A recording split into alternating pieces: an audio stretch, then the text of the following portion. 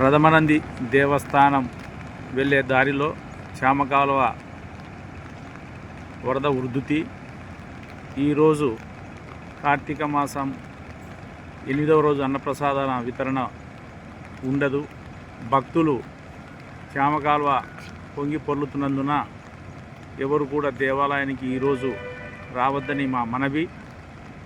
వరద ఉధృతి తగ్గిన తర్వాత యథావిధిగా అన్నప్రసాద వితరణ కొనసాగుతుంది. ఈ వరద ఉధృతి తగ్గిన తర్వాత భక్తులకు విషయం తెలియపరుస్తాము. ఒక్కసారి ఇక్కడ చూస్తే మనకు ఆ ఉధృతి ఎంతో తెలిసిపోతుంది. గాయత్రి మాత దేవస్థానం ప్రథమనంది దేవస్థానానికి వెళ్ళే దారి ఉధృత ఎక్కువ ఉంది. దయచేసి భక్తులు గమనించగలరు.